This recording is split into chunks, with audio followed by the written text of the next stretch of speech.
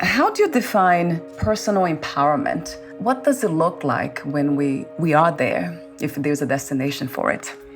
I think similar to how we define personal empowerment, it is in alignment with my work in the poetry lab, in that I believe that every person, adult or child or young person, needs a place where they are seen, heard, and understood.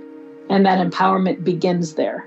And when we don't have a place where we're seen, heard, and understood, we really do feel quite powerless. And I think the Poetry Lab is rooted in group work, which is everything to do with creating a creative, safe space and vehicle through which clients, and in this case, young people, can be seen, heard, and understood, and have a safe place to express their understanding of themselves. And again, that feels powerful when we have a voice. We talk so much about trauma happens very often in the context of some kind of relationship. Yeah. And also healing happens in relationship. Yes. Beautifully said. Yes. Yeah. Oh my God. Yeah, I love that. So true. What a beautiful reflection. True one to my heart. Yes. What is your vision for social justice?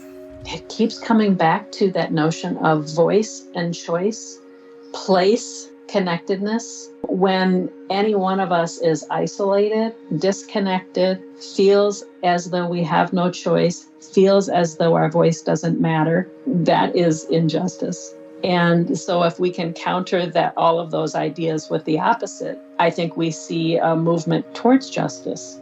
What are the obstacles to healing from your perspective? Oh, you think about these last 2 years with the pandemic and how it's removed us from the natural supports that exist when we move around in community. And people had to work really, really hard to find their way to not be entirely isolated from the dailiness that we had, I think, prior to the pandemic, taken for granted.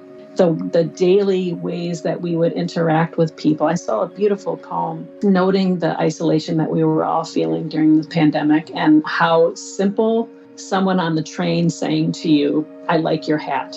Would you like to sit here?" Or some, mundane, or what would have been a mundane interaction with another human being, we are so hungry for now.